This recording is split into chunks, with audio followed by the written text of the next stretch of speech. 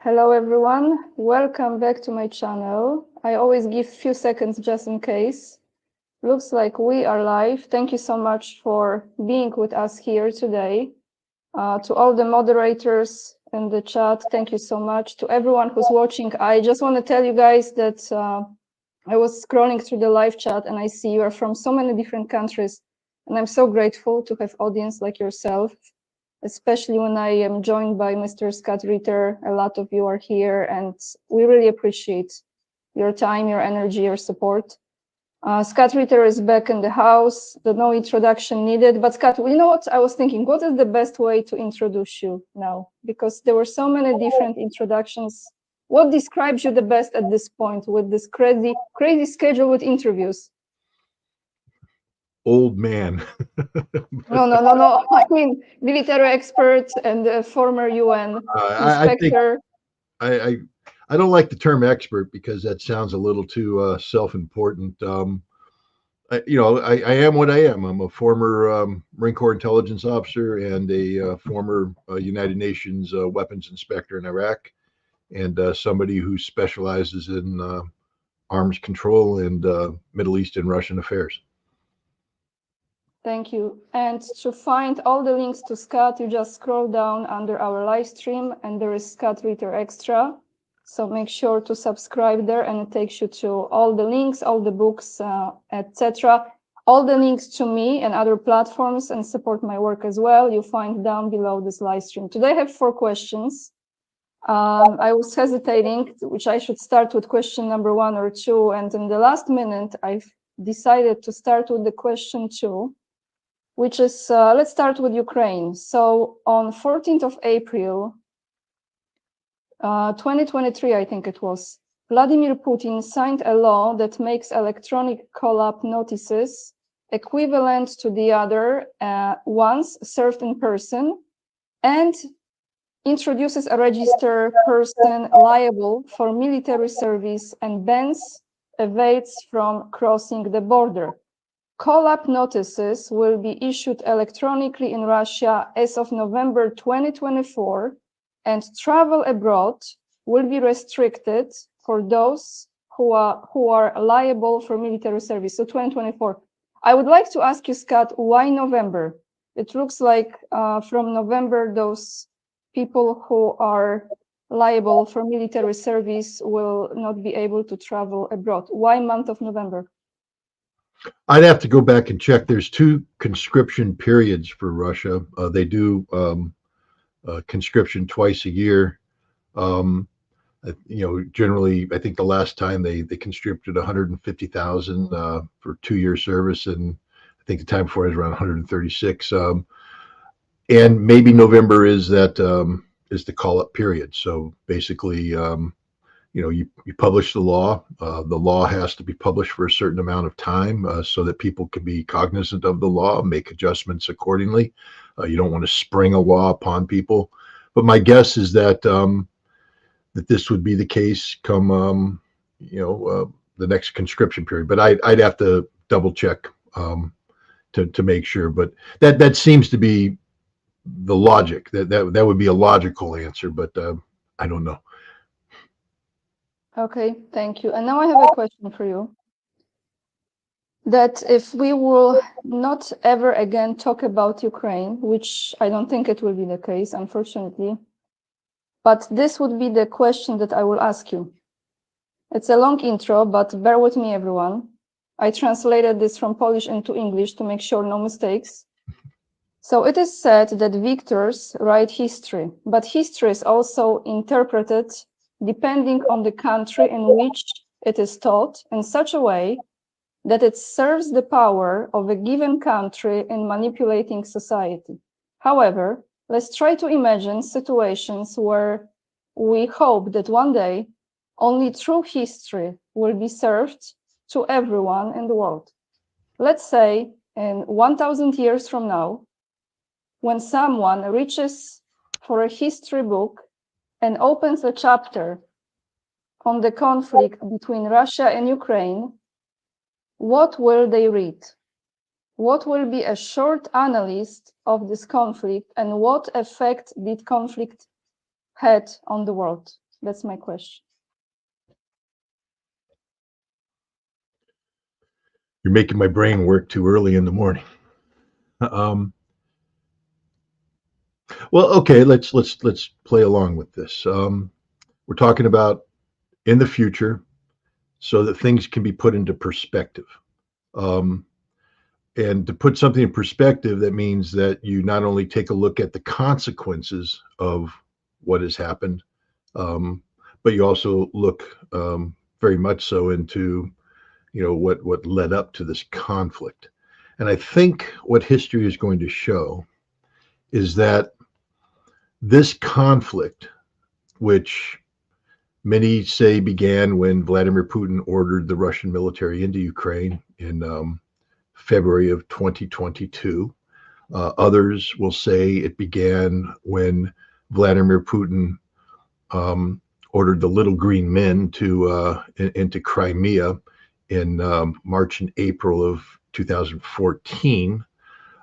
Some will say it began in February 2014 when the United States precipitated a coup in Kiev, the Maidan, or some people call it the Revolution of Dignity. But I don't think it'll be called the Revolution of Dignity because victors write the history, and that term, while it should be put in there, I mean, again, I'm somebody who believes that history should be told from all perspectives, and that term should be put in there so people understand how one party sought to manipulate and twist words to justify their actions. But it wasn't a revolution of dignity because no people who are dignified would allow an outside power to come in and manipulate them the way they did, or allow a political minority to use violence to seize control of the political processes, which again happened with the right sector, Sloboda, and the other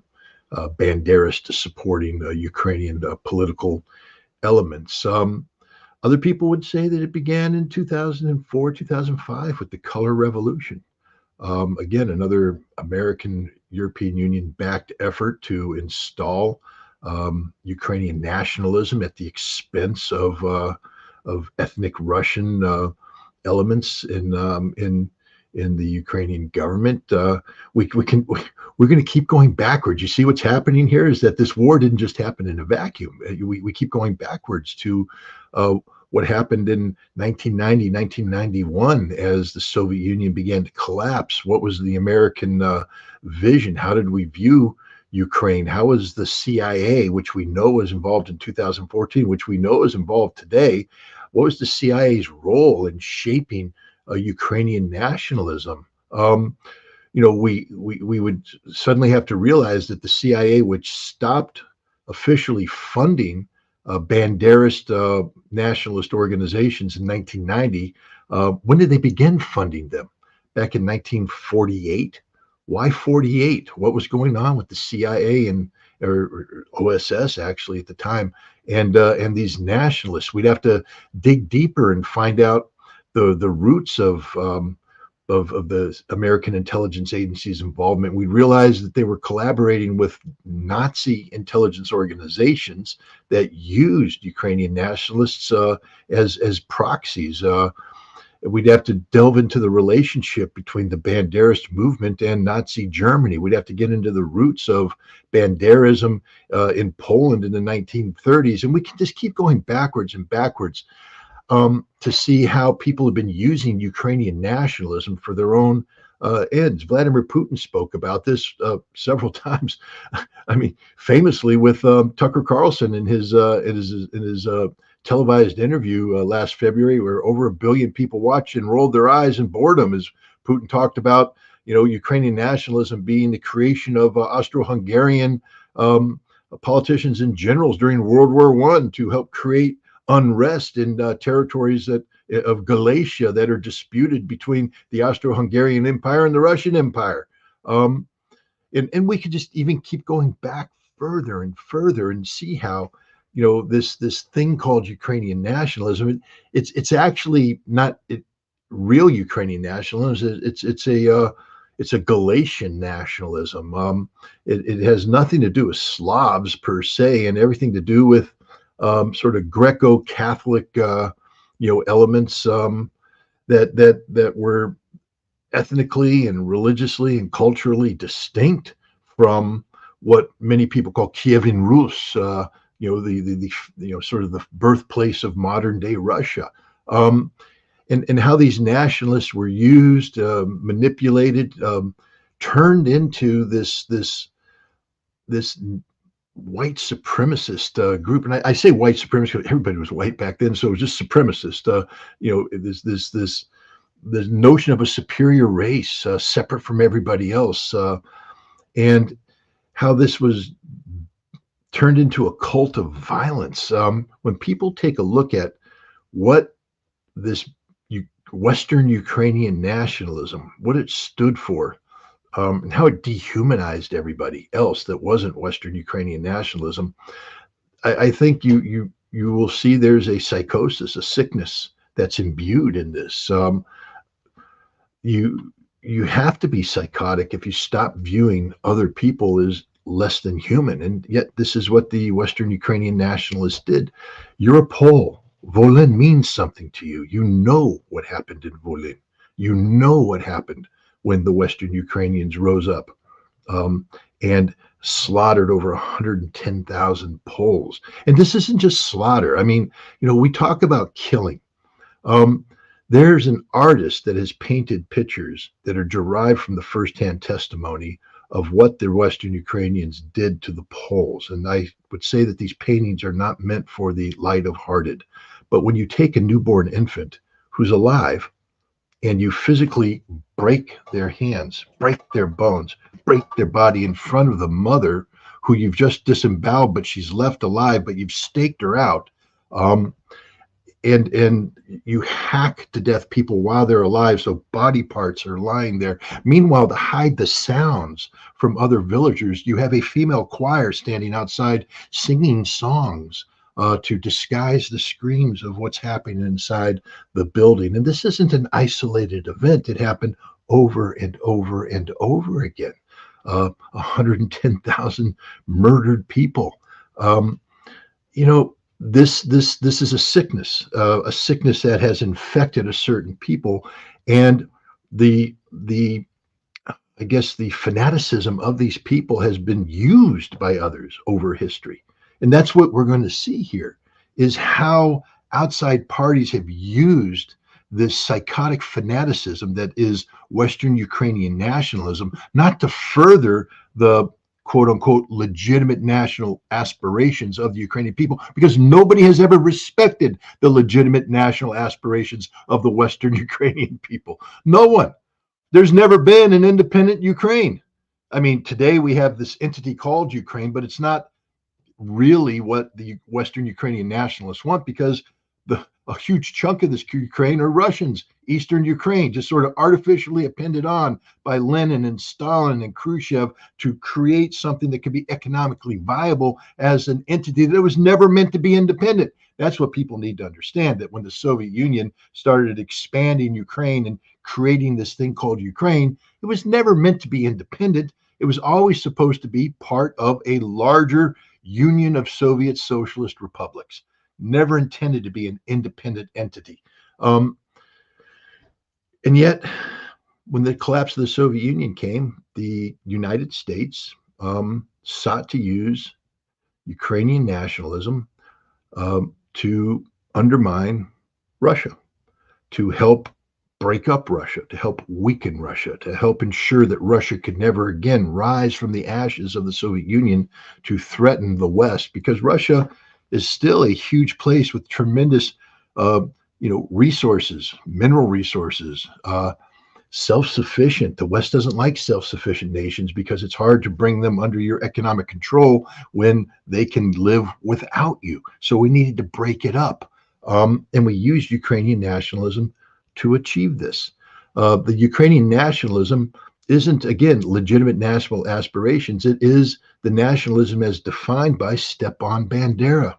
The Banderists struggled against Soviet and Polish rule and Belarusian rule after World War II. A lot of people don't understand the level of fighting that took place, the violence that took place as these Ukrainian nationalists who used to be allies of Nazi Germany. In fact, their ranks were full of a lot of Nazis. A lot of people, it's interesting when you dig into the history. There was a history that showed the group, the Galen Group, which was an intelligence organization during World War II that operated um, on the Eastern Front exclusively. They had elements within this organization group, the Eastern Forces, that would do operations inside the Soviet Union, inside the rear areas. So they would be flown in or parachute in, and then they would operate. One of the in I think October, November of 1944, after the Russians had kicked the Germans out of a lot of what is present day Ukraine, the Germans sent a team in, around 70 guys, and they landed, and their job was to go out and make contact with the Banderists. And they did. They made contact. They reestablished contact. They gave them orders, what they're supposed to do, etc. But when you read the reports, these Germans are talking about how the Banderist ranks, there was about 700 of the left behind. You see, when you have millions of Germans running from the Soviets for their lives, many of them go to the ground, go to the woods, and they found common cause with these Banderas. So there was about 700 of German soldiers who weren't able to make it out to Germany, staying behind fighting with these Banderist organizations. So the Nazi link is a lot closer than people think. They were still continued to be directed by the Nazis up until the very end. And when the Galen organization was absorbed by the U.S. Army forces in Europe, later by the OSS, later by the CIA, they still maintained this connectivity. And then the CIA would, take Ukrainians from the displaced people camps in Germany, train them up and parachute them into Ukraine. This is in the 1940s, 1950s to make, to link up with these remaining combat forces. I think the last of them were finally rooted out. I mean, there's some talk about up until 1960 killing individual guys in buildings, but the last organized resistance was around 1954, 1955 when they were killed. But then the CIA, instead of saying, "Oops, it's done," the CIA continued to fund this Banderist group in diaspora and have that money and the organizing principles put back into the Soviet Union. When Khrushchev came to power, he started this de-Stalinization thing. He gave his secret speech where he criticized Stalin, and he released people from the Gulag. He shut down the giant Gulag system and got rid of all the political prisoners. And most of the Banderists, over 200,000 who had been arrested, were released and brought back to Ukraine. And then they began the process of re-insinuating themselves into Ukrainian society and the Ukrainian government, all backed by the CIA. People don't understand that the Banderas who came in are being backed by the CIA, backed by the Banderist organizations in diaspora. They make common cause, and they were in the process of re-insinuating themselves back into Soviet society. So much so that in 1990, when the Soviet Union goes away, the CIA went, "Well, look, we already won. We don't need to continue funding these people covertly. We won. They're in power. We're in power." Ukraine has always been a CIA exercise, a CIA controlled, experiment of destabilizing first Soviet authority and now Russian authority. This is what history will show when the fighting is done and the smoke is cleared and the bodies have been buried and we gain access, the world gains access to the Ukrainian archives, and the Russians finally release their archives. What we're going to see is that this was a war that was decades in the making, that this is one of the decisive conflicts of modern history. This is a war where Russia has said to the CIA-driven experiment, "No more. You shall not pass. This is it. We are done. We have drawn a red line. You're not going to get away with this. We're finishing this once and for all." This is the end of the CIA's anti-Russian experiment. It's over now. It has failed. And that experiment includes two other entities, NATO and the European Union. This is all part of the grand scheme done by the United States to control Europe for the purpose of bringing down Russia while retaining control of Europe. And it is collapsing as well. this Ukrainian conflict will go down in history as one of the more decisive defeats of the so-called collective West. It is the beginning of the end. You know, when people took a look at the collapse of the Roman Empire, for instance, a lot of people point to the battle of, and it's skipping my mind. I just had it on my tongue, but it's between Attila the Hun and the Roman Empire. And the point is that, you know, that took place almost, I mean, centuries before the Roman Empire finally collapsed. But it was Chalons, maybe the battle is, I don't know. But the Russian the Roman Empire suffered a major defeat at the hands of the barbarians, and it was signaled as collapse. But the collapse of the Roman Empire began well before that. This Ukrainian war, I believe, historians are going to put a pin on the map and say this is the war that signaled the end of the American empire. That from this point on, what we're going to see is collapse. We're going to see decline. We're going to see retreat. And everything that's going to happen from this point on is all linked to this. The rise of BRICS as an economic and political counterweight to the U.S. controlled G7, G20. BRICS was accelerated by this conflict. This conflict compelled not only Russia and China to come together to breathe relevance into BRICS, because BRICS predated this by a decade.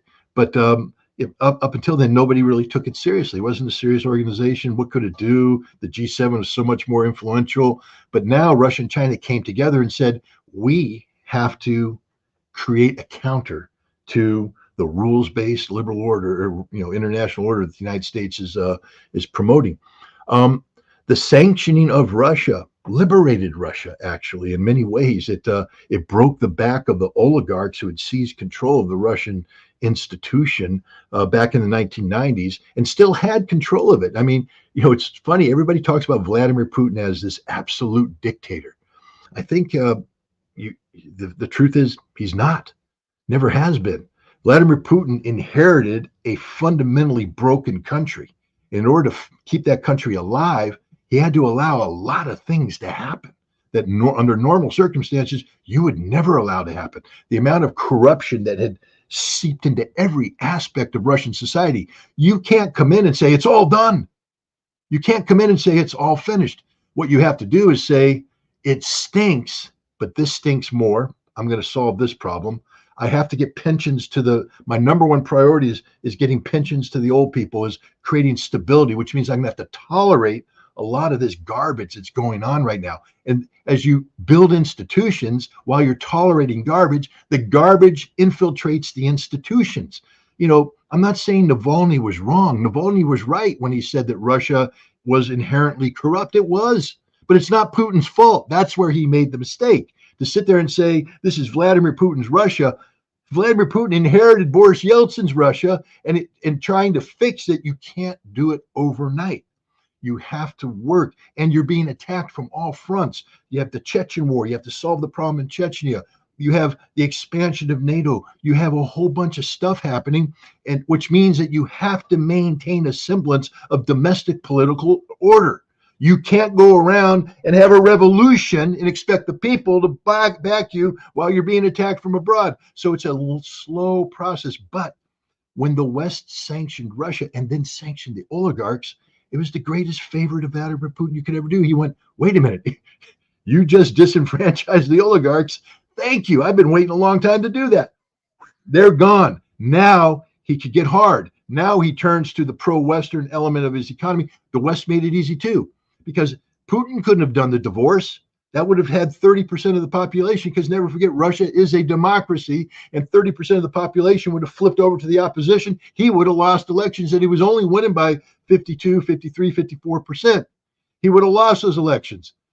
So he couldn't unplug, but the West unplugged for him. And he went, don't blame me, the West did it. And they came to him.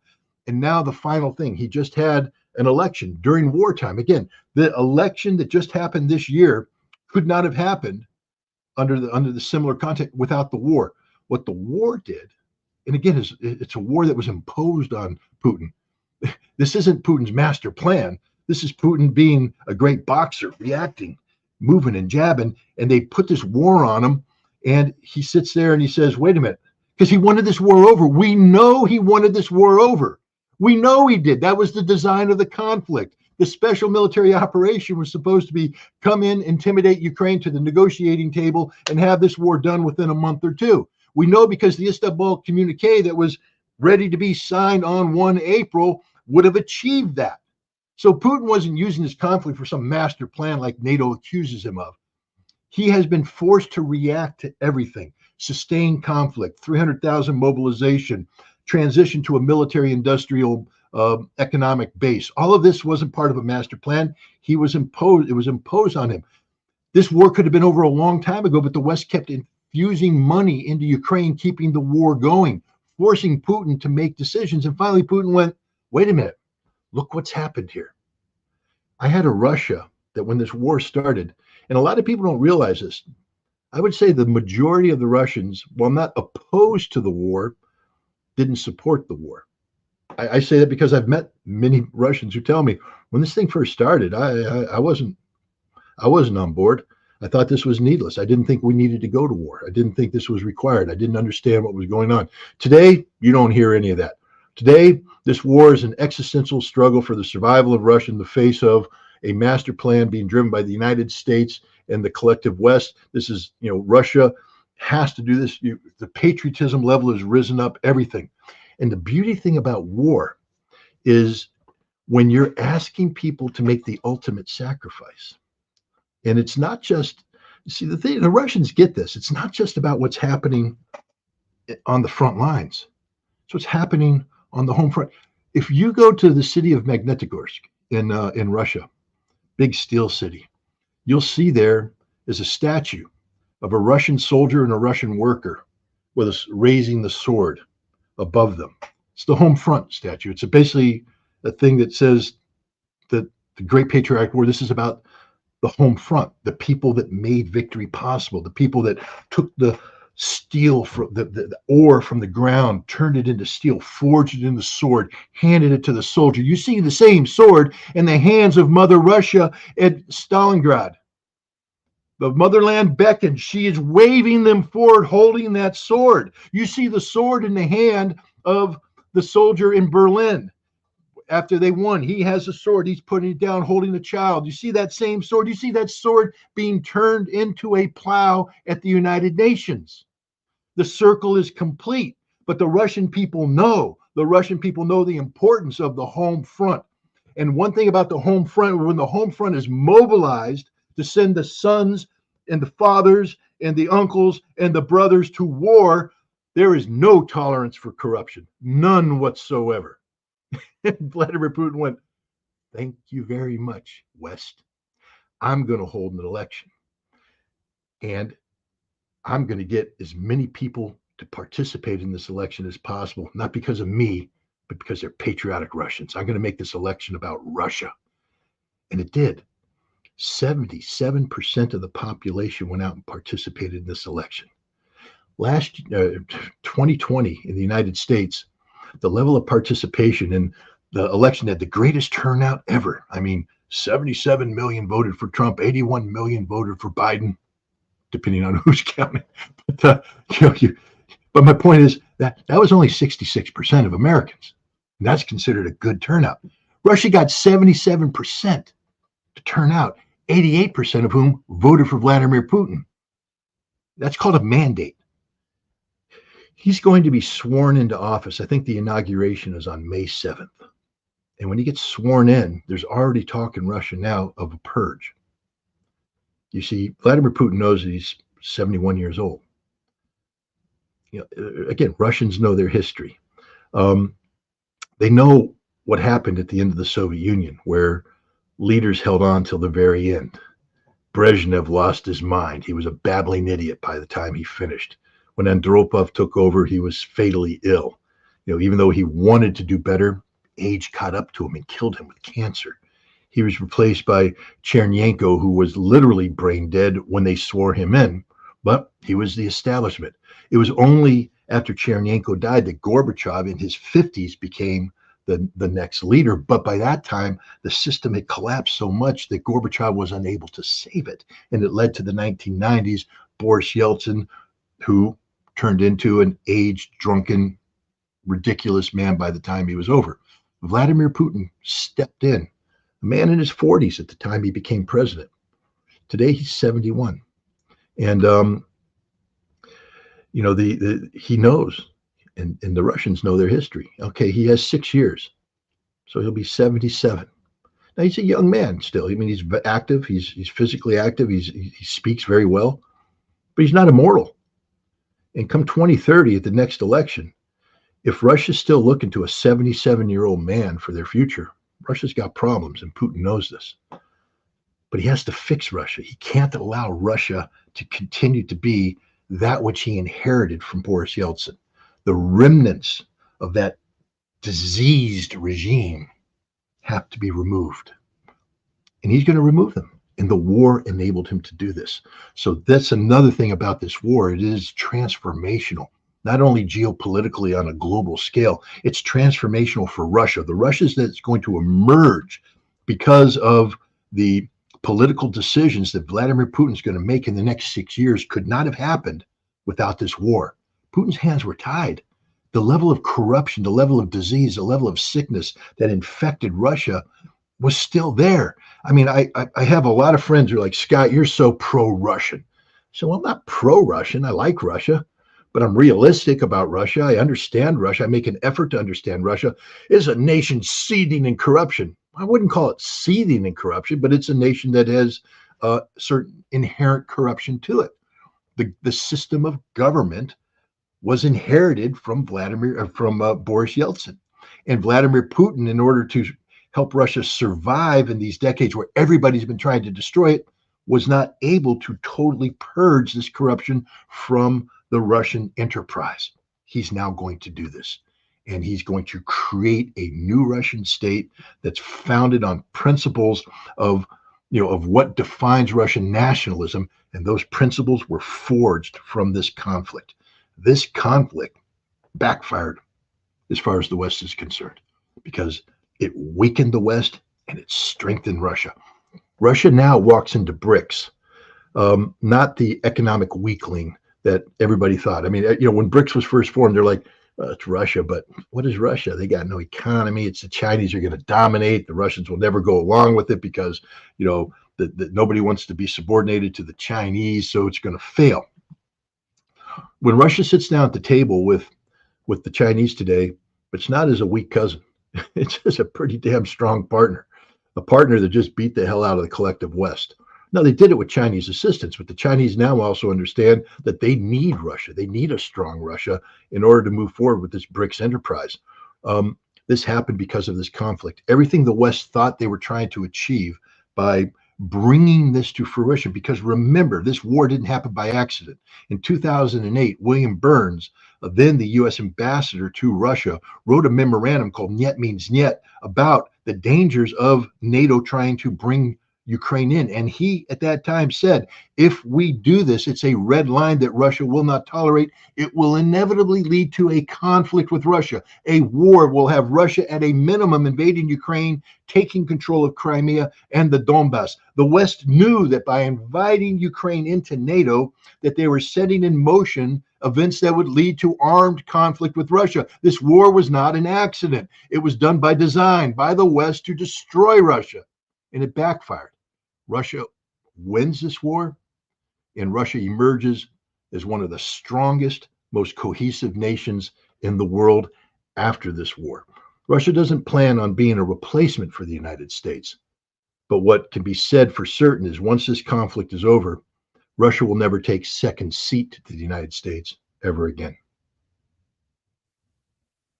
Well, Scott, thank you for this. You gave us a history lesson, like we all needed to hear this. I don't know how Tucker felt, but I had a moment when I feel a little bit like you were talking like Putin, and I was going through the history in my mind with all those details. But when you were saying this, you know what came to my mind? This is what Russia did. They turned the pain into purpose. It's what Russia always does. Again, there's an old saying about Russians: slow to harness, quick to ride. And so I guess the implication is that the Russians are difficult to manage. Look, I'm friends with Russians. They'll say it straight up. I mean, even trying to organize what we're trying to organize today, the word I always get back is it's Russia. Things are good. It's just gonna. What's happening? It's just Russia. It just takes time. Be patient. Let the Russians figure it out. They'll sort it out. And in the end, if it's meant to be, it'll happen. Slow to harness. You got to go hunt down that horse. Russia's a big country. So the horse team is all over the place. They've gone over here, there. And as you get them and get one, then a wolf shows up, scares the horse away. As you bring it in, a bear shows up, scares the other horse away. And you're bringing them in and they don't want to get in the harness. Meanwhile, the harness is broken because you haven't harnessed them in so long. So you got to take one of the horses out, chop down some trees and build the yoke. And while you're building the yoke, the other horses run away. So you get them in and then they're hungry. So you got to harvest a crop. Next thing you know, you finally get the horses together and you get the yoke on them and you hook them up to the lap, but the wheel's broken. So you repair the wheel. One horse runs away. You bring them back. But by the time you get it harnessed up, you're ready to rock. And now you're gone. And once that Russian wagon gets going, once those horses are harnessed and going, you can't stop it. It's going to where it's going to go. Ask the French. Ask the French what happened when they decided to invade Russia in 1812. I think it was the Russian army that occupied Paris in, in 1814. Ask the Germans. They made a decision to invade Russia. Slow to harness, quick to ride. It was the Russians that went into Berlin. And now we have a situation where the United States and the collective West picked a fight in Ukraine. And the Russians were slow to harness. They only went in with 180,000, 200,000 troops. It wasn't enough. Then they mobilized, but even then they were looking for a way out. They didn't want this war. They didn't want this war. Nobody wants this war. The Russians love their people. The Russians love people. I mean, that's the amazing thing. When you study the Russians, I'm an American. I'm proud to be an American, but I have to tell you, we are pretty damn callous about the people we go to war with. I have yet to meet mainstream Americans that will weep about what we did to the Iraqi people. There are people out there in the peace movement who are sorry, who weep, who view the Iraqis as humans. Very few Americans will weep about what we did to the Afghan people. We still dehumanize them, belittle them, the Taliban, the ragheads, jihadists, Muslims. They're not humans, but they are. The Afghan mother who buries her child is crying just like an American mother who buries her child. The Iraqi mothers who buried their children cry just like that. The Russians cry when they talk about Chechen mothers burying their babies. The Russians cry when they talk about Ukrainian mothers burying their babies. The Russians are an emotional people. They have a whole. It's why we call it the Russian soul. There's a reason why you call it the Russian soul, because it's real. It exists. These are not people that seek out war. They don't want war. War is never the first option for the Russians. I know the propaganda say, but the beauty of the Russians winning this war is they're going to write the damn history. And 1,000 years from now, that history is going to say the Russians did not want this war. We know the Russians didn't want this war. Putin says, I didn't want this war. What do you think Minsk was about? Minsk was about avoiding war. He could have destroyed the Ukrainian army back in 2014, 2015. But Germany and France begged him to go down a path for peace, to seek a path for peace. Today, he resents it. He says, I was naive then. Why did I do that? I could have ended it then. But he said, I chose peace. That was a mistake. But the Russians choose peace all the time. Slow to harness, quick to ride. They wanted peace. We brought them war. And war is what we got. And now the Russians are going to win this war. But the beauty of Russia winning the war is they aren't vengeful. They're not looking for global domination. They're looking for regional stability. They're looking for Russia to be allowed to be Russia and left alone in peace. And one day the Russians will unharness those horses and let them go off to being Russian horses, living in that big old country called Russia. And that yoke that they had, that yoke of war, will be put aside and it will rot. It will fall apart because the Russians don't believe in maintaining a military industrial complex that can only exist by continually perpetuating warfare around the world. That's the American system. We need war. The Russian system doesn't need war. The Russian system doesn't want war. And that's why I'm not too upset about a Russian victory. As an American, normally you'd say, I don't necessarily agree with my government here, but man, getting beat, that's not good. I don't want to get beat. If you're going to get beat by somebody, get beat by the Russians, because the Russians at the end of the day aren't out to put their boot on your neck. They just want to live in peace. And I think that's what's going to happen here. Thank you, Scott. Do we have time for 2 more questions? Absolutely. Absolutely. So here you actually, from what you were saying, you made a perfect segue to both of my questions. And now here I am struggling again, which one I should ask you first. Shall we go to Gaza or shall we go to BRICS? Let's stick with BRICS because it's related, and then we can jump to Gaza at the end. Let's go to Gaza. I had a live stream, Scott, not a long time ago, a few days ago, and it was a round table with Larry Johnson and Pepe Escobar. And as we were going through the commentary of the current events, I said, which actually Pepe said, that the attack on Iran was in fact an attack on BRICS. And as of course, I'm not an expert, but I look at the map today and I said to myself, all right, so let's look at the countries that are at this point already part of BRICS. So as we know, it's Brazil, it's Russia, it's India, it's China, it's South Africa, and we also have Egypt, Ethiopia, Iran, and United Arab Emirates. So here I was thinking, so we're going to use Ukraine to turn it against Russia. We're going to use Taiwan and Philippines to turn against China. We're going to use Israel to turn against Iran, and very soon Argentina will create absolute madness. I mean, not the country, not the people, but certain people and government. And this will be turned against the South America, especially Brazil. Am I wrong here with my thinking? No, I mean, there's no doubt in my mind that there's meetings in the National Security Council of the United States that talk about how do we stabilize the world. See, from the American perspective, the world's gone crazy. It's out of control.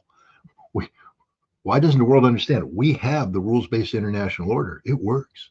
As long as everybody's willing to do what we tell them to do, we're happy, and you should be happy too. Because if America's happy, we're the exceptional nation. We're indispensable. You can't live without us, guys. So why are you trying to live without us? See, we get angry when the world says, well, we don't like your rules. We don't want to play your game. We're walking away. So we're left in a field, in a stadium that we built holding a ball that nobody wants to play the game with. So we need to bring them back in. And we can't do it by speaking sense, because America no longer knows how to speak common sense. We gave up on diplomacy a long, long time ago. And today, I mean, the State Department is merely the public relations,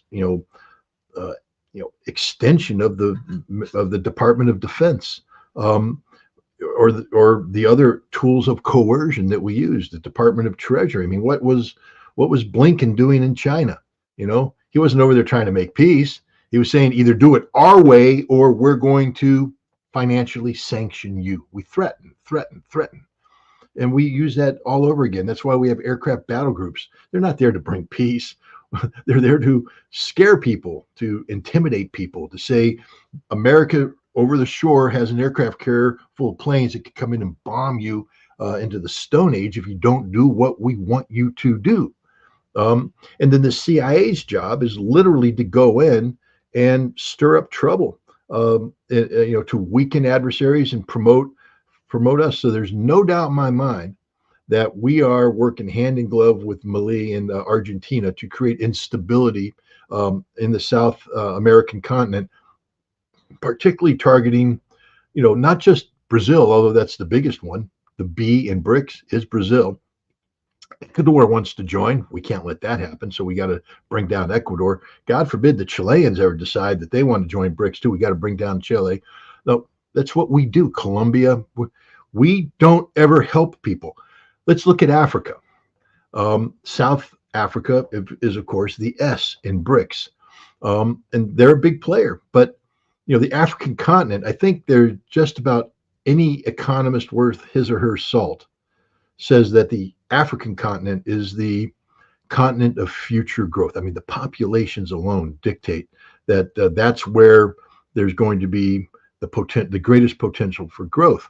Now, Africa has been dominated in the past couple centuries by colonialism, European-driven colonialism, primarily.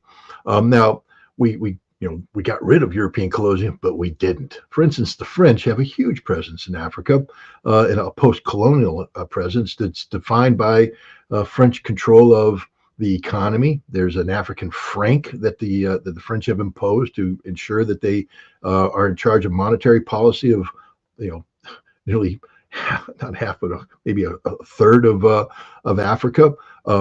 Security is linked to the French military, now to the American military. Politically, the French own all the politicians, post-colonial politicians, but not anymore. They one by one, they've just decided we don't want to play that game anymore. And they're declaring independence of France.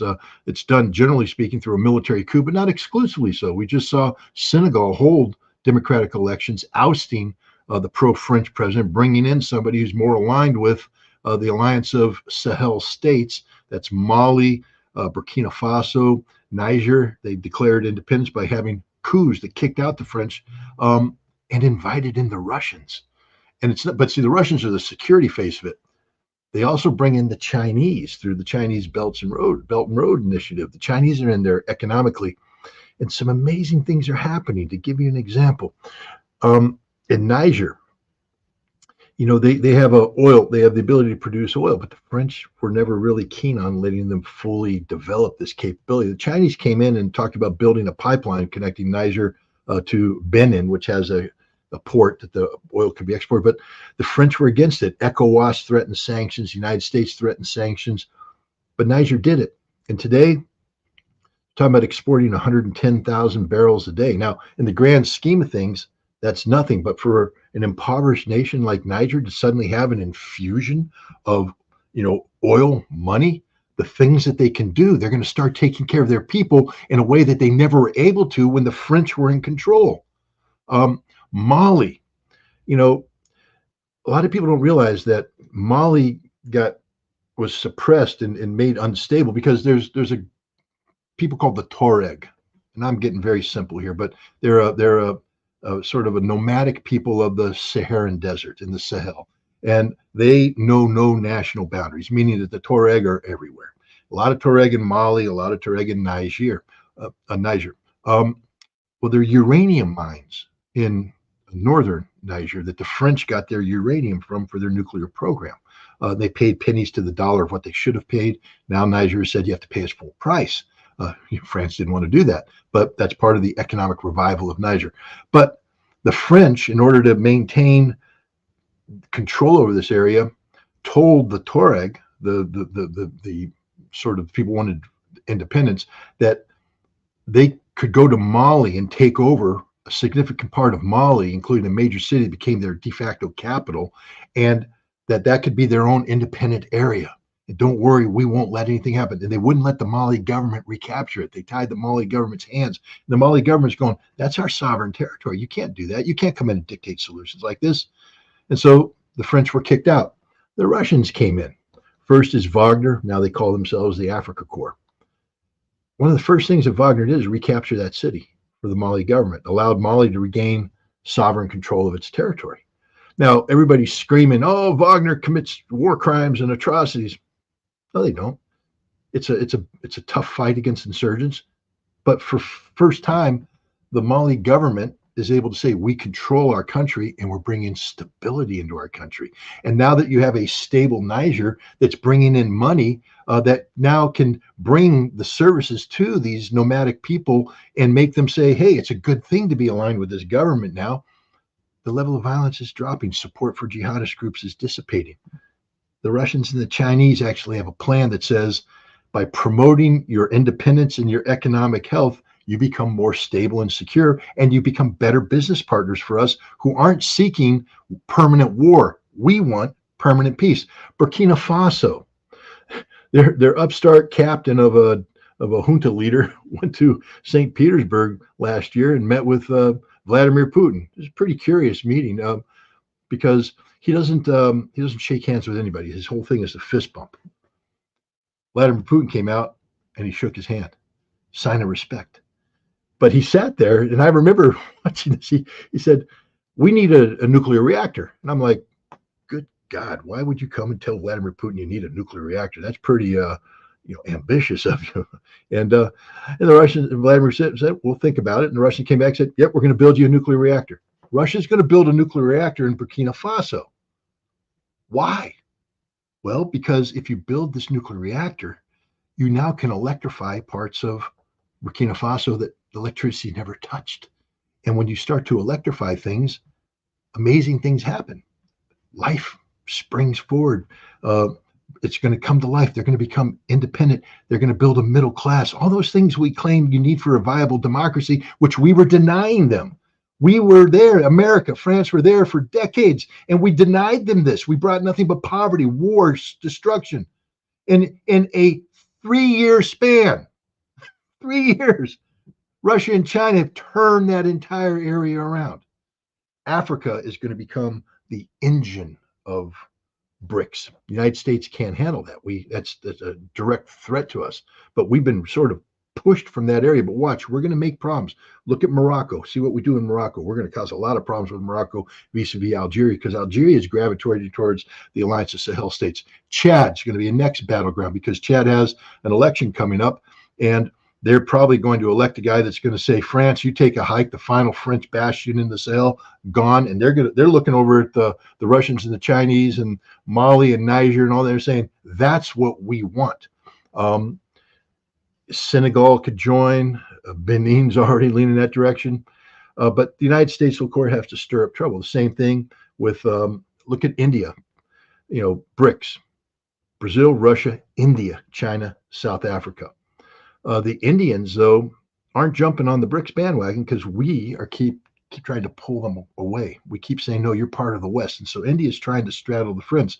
India needs to be careful, because if they keep playing this game too long, India is like, we're not into expanding BRICS because we think that everything will fall under Chinese control. Well, the Russians are in charge this year, India, and Russia is going to hold a BRICS summit where they're talking about expanding. And BRICS may become, instead of BRICS with an I, just BRICS, because this might tell the Indians, go. If you want to go with the West, go. But that's like buying a ticket on the Titanic, knowing it's going to hit an iceberg. But if that's what you want to do it. You'll come back. Everybody's coming back. The whole world's coming to BRICS because BRICS is the future. Go ahead. Then the I will be for Iran. Well, Iran's already there. They're a member. Saudi Arabia is a member, and that's what the whole attack on Iran was about. Was crying. The Israelis were behind this. The United States sort of backed out there at the last second. We were like, we don't really want this war because it's a stupid war. But the Israelis and the Indians. This is where the Indians. I don't understand them today.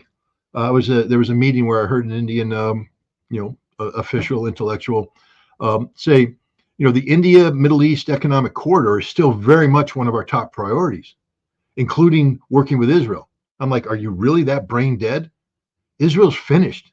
What's going on in Gaza has destroyed Israel, the credibility. There may be an indictment this week from the International Criminal Court of Netanyahu, Gallant, and the chief of staff. No nation survives this. Israel is on the way out, and yet you're saying that you want something that is predicated upon Israel normalizing relations with Saudi Arabia. That was the purpose of the attack on Iran, to create that breach, to get Saudi Arabia and Iran to start re-examining each other as enemies, as regional opponents, instead of people working together under the umbrella of BRICS to create a system of peace and harmony, economic co-prosperity. Fortunately, the Iranians and the Saudis went, hey, we're not going backwards, okay? Let's get this thing over with, and let's get to Kazan in October and talk about how we're going to turn the world into this wonderful thing that where our oil actually enriches us together. You know, but India, they're sort of like a Dr. Jekyll and Mr. Hyde personality. They very much want to be China. They wish they were the global powerhouse that China is, but they're not going to be, and they're never going to be. Um, you know, they have ambitious programs of, you know, a $24 trillion GDP down the road, but you're not going to do that by yourself, India, and you're not going to do it with the West. The West is a giant anchor around your neck, holding you back. When America says we're here for you, India, they're not here for India. They're here to use India to bring down BRICS. That's the whole idea, to convert India into a giant poison pill to bring down BRICS. The Indians don't get it. They think that they can play both games. They're not powerful enough to do that. They don't have enough economic reach. The Indian influence on global supply chains is nowhere near what China is. And India has misconstrued what China's done. They say China is surrounding us. No, China's just doing business with the world. Why did India never think the United States was surrounding it? Because the United States has surrounded it. And the United States has hostile intent against India. Because if India doesn't do what we want, we sanction them. We've already threatened them with sanctions. Why do the Indians think we're their friends? We're not. We're just here to use you, India. And that's the reality. So this attack against Iran was definitely an attack against BRICS, and part and parcel of a grand American strategy of creating unrest around the world. But the thing is, as we speak, more and more nations are putting applications into BRICS. That's, you know, that's the team that the world is gravitating to. And the United States, again, is looking at an empty stadium, and nobody wants to play ball with us anymore. So, Scott, in this, I put my hope that there will be more countries who will be pro-economic growth and peace and stability than pro-war. What you just said. In that, I put my hope.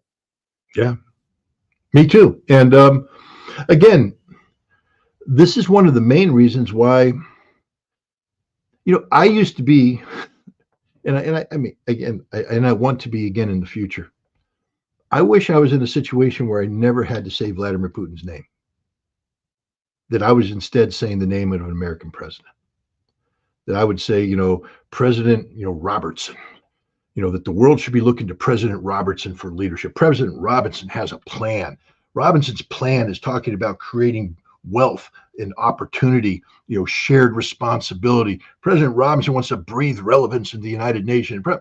President Robinson don't exist and is never going to exist in the near future, because America is fundamentally broke, and all we give the world now is Biden or Trump, with an RFK Jr. down there in the middle that some people would have found attractive, except he is all for genocide in Gaza. So he's the same. He's the same as everybody. He doesn't have a sound Chinese policy.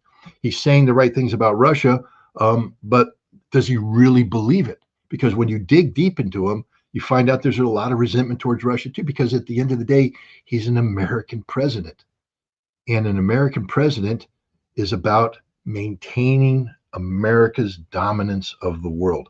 American presidents can't become president if they don't believe in American dominance, because the American people are programmed only to accept a dominant America. The second you come in and start speaking common sense, saying we have to learn to live in a world as equals, Americans don't want to be the equal of anybody. We're the exceptional nation. Manifest destiny. God has made us touched us to control the world. That's why we expanded across the continent. That's why we expanded across the Pacific. That's why we continue to do our missionary work in the world today, because God has made us this way, and God we trust.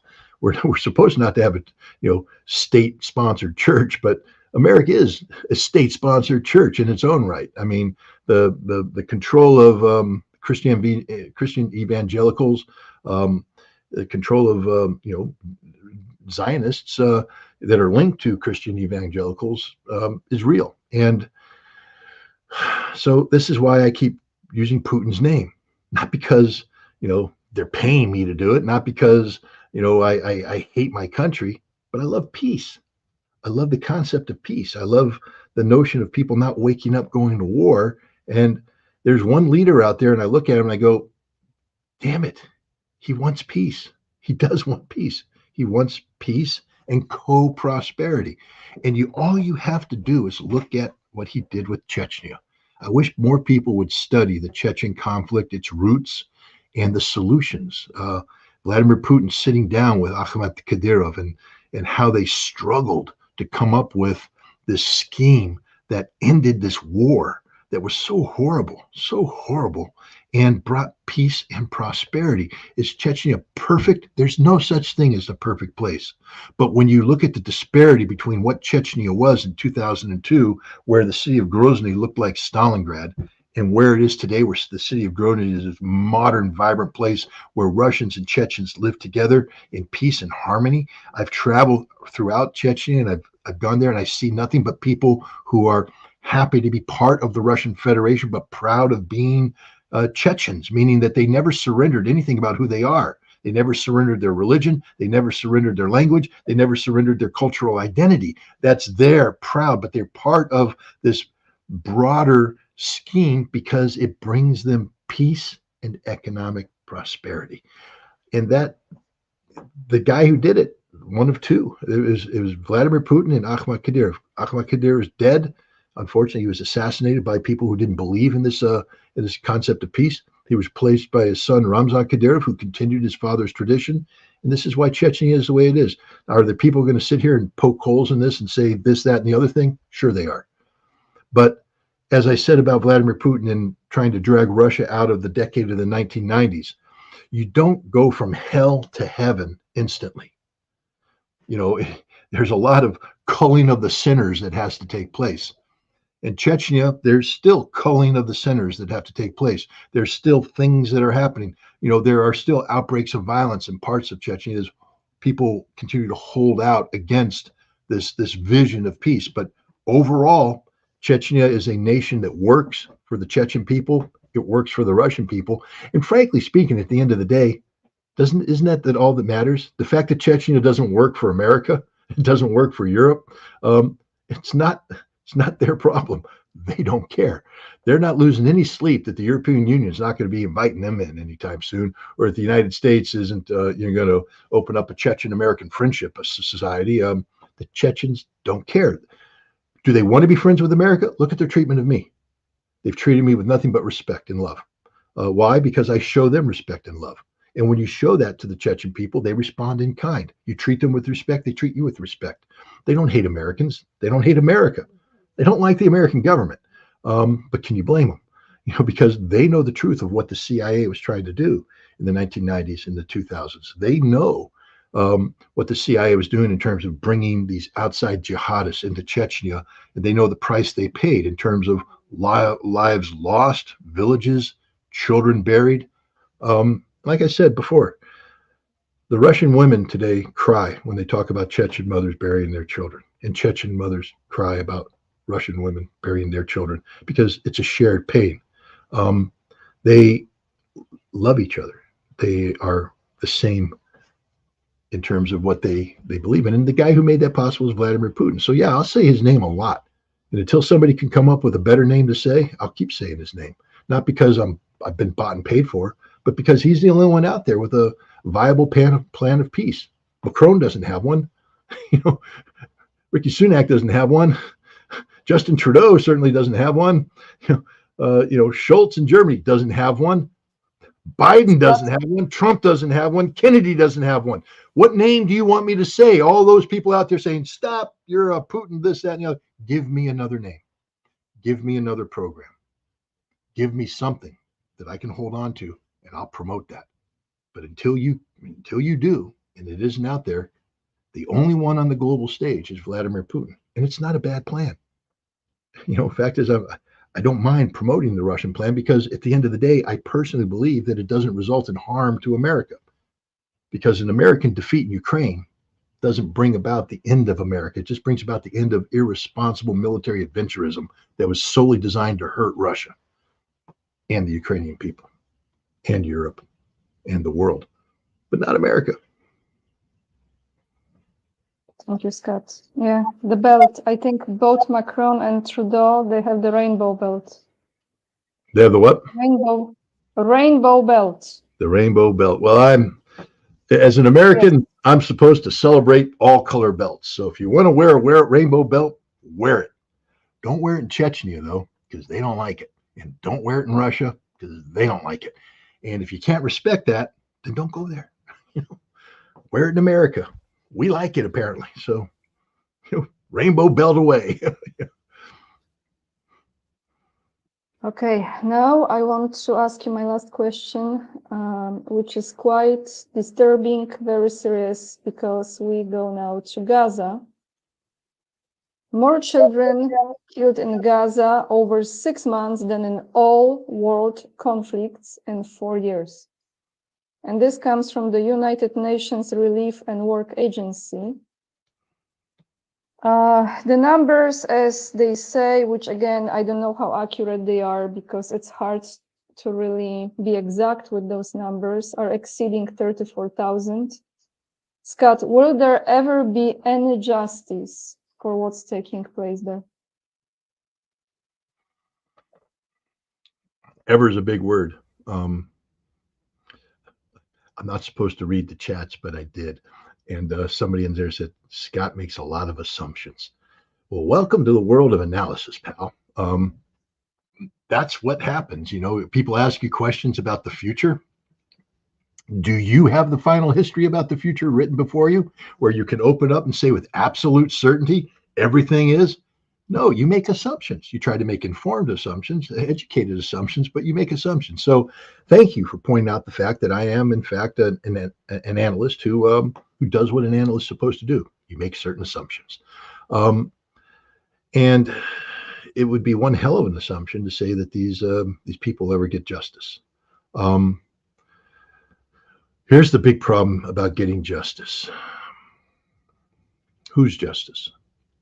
See, my justice is based upon values that I attribute to myself and those like me. Now, I happen to be one of these expansive people, so I view Palestinian children as part of my collective. So I believe in justice. But we have a situation where the Israelis have called the Palestinians human animals. And it's not one politician, it's not isolated, it's systemic in Zionist Israel today, where the vast majority of the people demean the Palestinians, dehumanize them. So, Scott, that's an assumption. Okay, work with me on this one, guys. If you have, let's say in the United States, I say I'm not a racist. I say I believe in equality between the races. But 5 miles away from me, in the city of Albany, on Clinton Avenue, there's an entire neighborhood full of black people, exclusively black people. And it has big problems. Now, the problems could be solved maybe with some investment, but nobody makes the investment because they're black people. They don't pay that many taxes. It's not economically beneficial for me. And if I'm a Democrat, they're blacks. They're going to vote Democrat no matter what I do. So I really don't need to put the resources in there because they're blacks. They're going to vote Democrat no matter what. And if I'm a Republican, they're not going to vote for me. So why give them resources to begin with? I'll take the resources where I need to go. And so the people of Clinton Avenue just sit there and rot year after year after year after year. Their apartment buildings are boarded up. Check out the response time of the fire department to fires in Clinton. Let it burn. Let it burn. The police, it's just black on black violence. Let them kill each other. We'll come there and clean it up, but we're not going to go in there and forcefully intervene on black violence. Why would we do that? They're blacks. So if you have a society that views that, could you say that the society is racist, inherently racist? And I think the answer is yes, but nobody wants to admit it. In America, we say we believe in equality. In Israel, all those Israelis can sit there, they believe in this, that, and the other thing. They're humanists and all that stuff. Your leaders call Palestinians human animals, and you don't do a damn thing about it. You allow settlers on the West Bank to steal the homes of people, Palestinian people. You don't do anything about it. You allow them to murder Palestinians on a regular basis. You don't do anything about it. You allow your government to use the term Amalek to justify genocide. You don't do anything about it. So the Israeli people don't believe in justice. They don't believe in justice for the Palestinian people because they don't view the Palestinian people as the same as them. There are two standards. That's why they call it an apartheid state. There's a standard for the Jews, and there's a standard for everybody else. So there's not going to be any justice coming out of Israel. Now, who's Israel's biggest backer? The United States. Now, if you look around the United States, it's sort of amazing. We're watching all these demonstrations take place on college campuses, but these are isolated pockets of a world that's not real. You see, students have time. Students can actually wake up in the morning and go, I want to get radicalized. I want to think. I want to do this, that, and the other thing. And because their parents are footing the bill, they can afford to do it too. They don't have to worry about a damn job. Mom and dad's paying the tuition. So I'm going to go camp on the thing. And I'm not condemning these guys. I support it. But that's not America. That's not America. Outside the college campus, there's real America. There's a whole bunch of Clinton avenues out there where black people are being put down. There's a whole bunch of, Ferguson avenues where the Hispanics are being controlled. Because America is a nation that does, we call ourselves the American stew. We're a stew of nationalities. We put everybody together. Doesn't it taste good all put together? That ain't it. The American stew is actually you put in a whole bunch of stuff and it doesn't blend. And sometimes when you dip the ladle too deep, you come and go, oh, God, that's horrible. I don't like that. That's the reality of the American cooking pot because we haven't brought it all together the way we're supposed to. And we have a society that is silent in the face of what's going on. We're silent because of what we do to the blacks. We're silent because we do with immigrants. I mean, come on, justice. Humans are humans. I want border security like everybody else does. I want my country to be a nation of laws and I want security. But the people that come over don't stop being humans when they come over.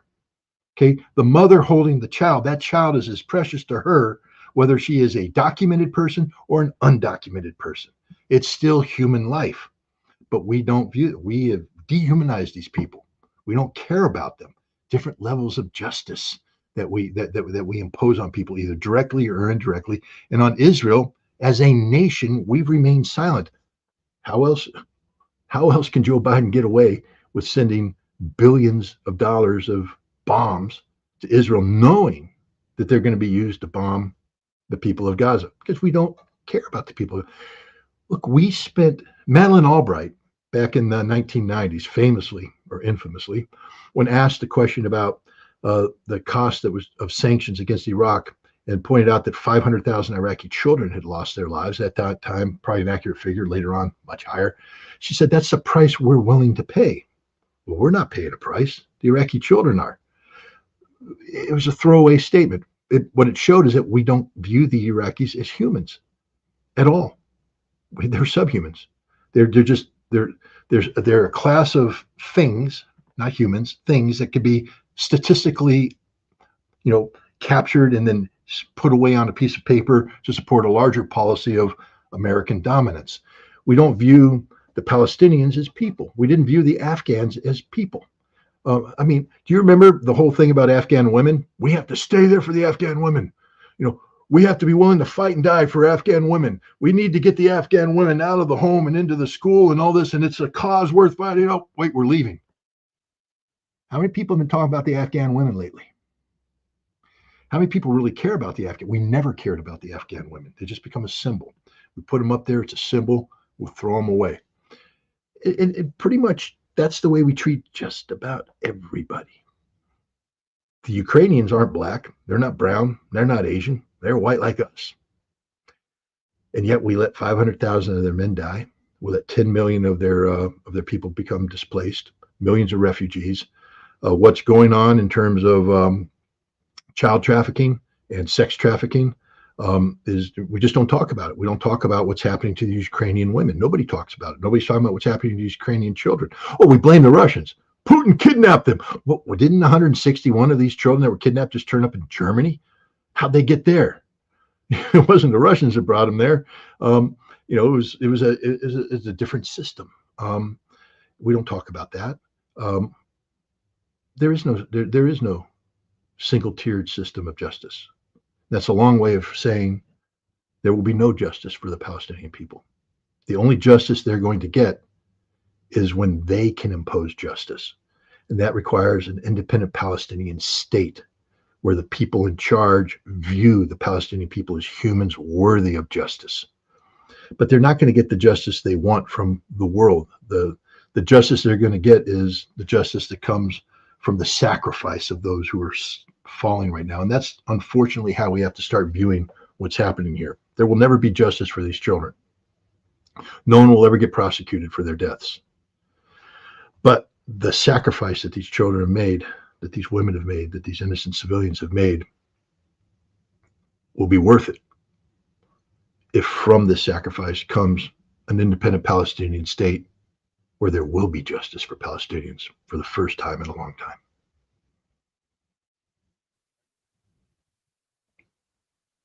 Thank you, Scott. It's very hard. The more I talk to people like you and other experts, the more I try to remain clear-minded and not go insane, seeing what's going on and how the world has been operating for so long time. It can really make you sick, you know, when you think about it. Really makes you sick. You and I were talking before I came on, and my eyes are pretty shot. Yeah. It's because I do too many of these. To be honest, I spend too much time staring into a computer screen. But it's also not just the act of it's the act of talking about this. It's emotionally draining. I mean, these aren't easy topics, and there's no ready solution. And you do go insane making assumptions about what the future is going to look like because you're trying to rationalize the assumptions. You don't want to sit there and say, well, it's all over, it's going to be bad. So you have to sit there and say, well, how can I rationalize a positive outcome? And you end up confronting overwhelming evidence of humanity's inhumanity to other humans. I mean, it drives you crazy. It drives you insane. It's morally sapping, and it exhausts you. It exhausts me, I can tell you that. And I'm sure it exhausts you too. It exhausts anybody who has a conscience. But the only good news is I think we're making a difference. I'm becoming somewhat optimistic. And the only reason why I say that is that I interface on a regular basis with an organization that's about as mainstream as it gets, meaning that they are plugged into the powers that be.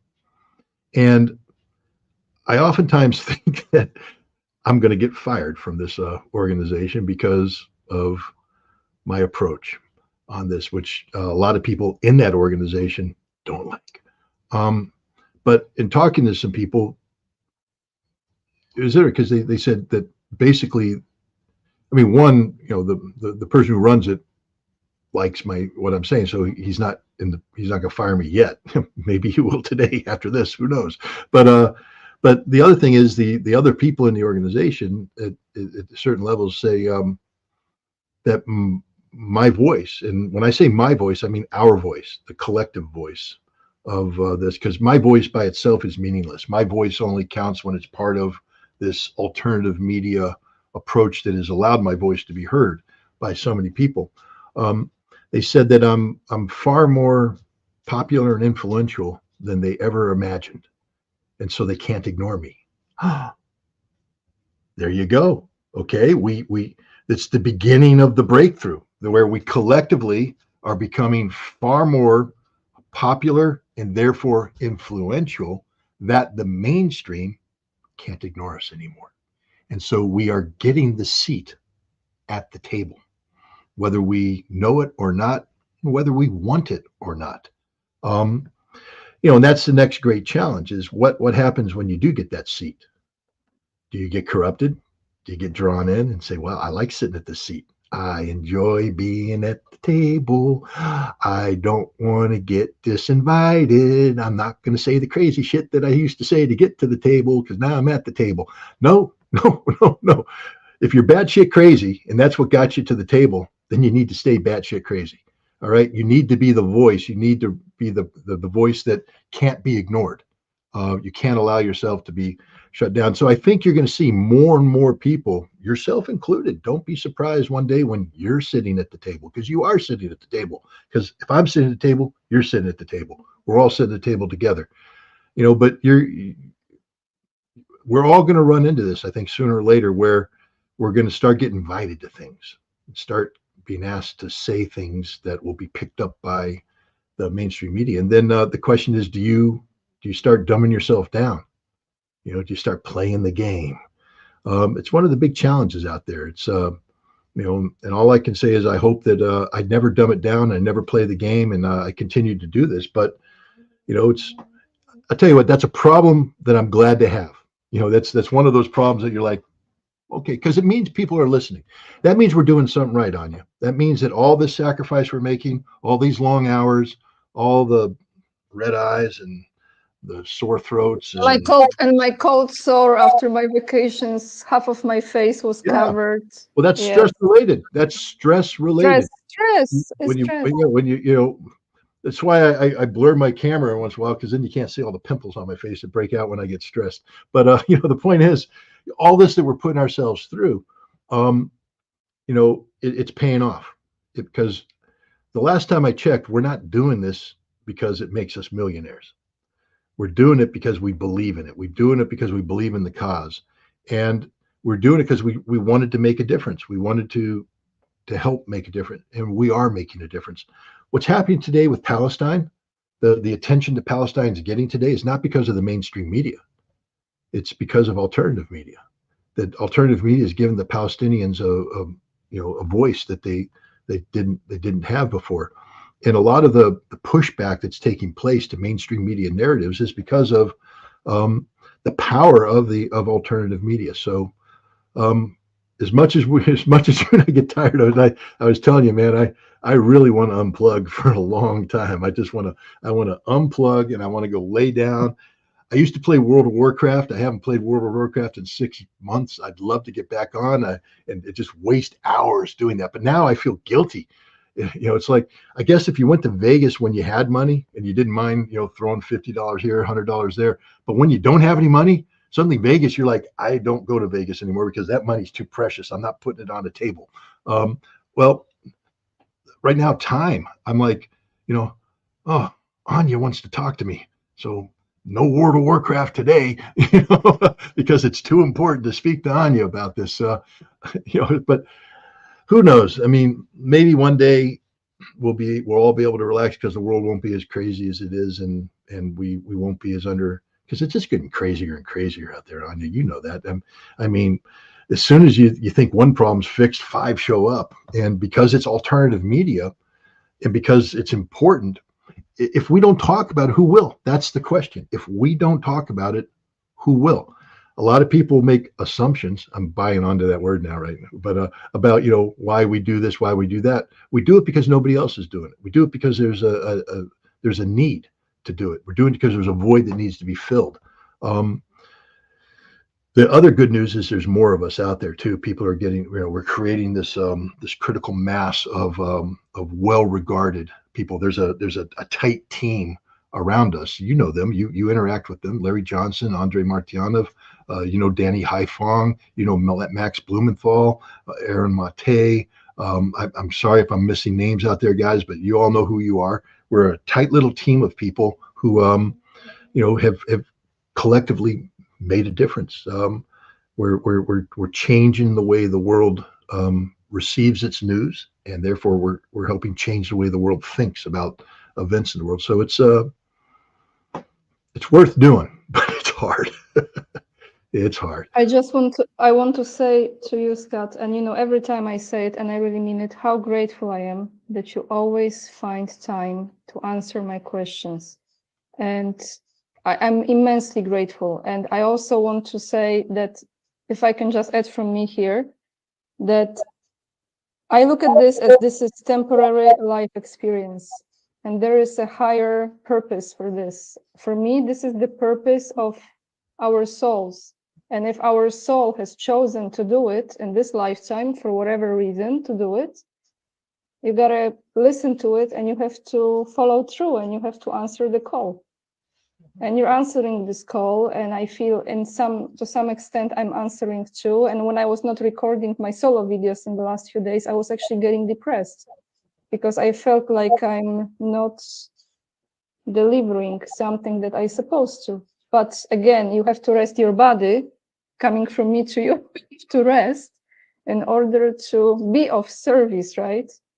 So that's all I have to say. I'm very grateful, Scott, for your time. I'm very grateful for answering, especially the very important question that I asked you today about Ukraine, that gave us a great history lesson to everyone, I'm sure. Thank you guys for watching. Please support Scott's work. You have the link down below this video, is Scott Ritter Extra. Just subscribe there and it will take you to every other link.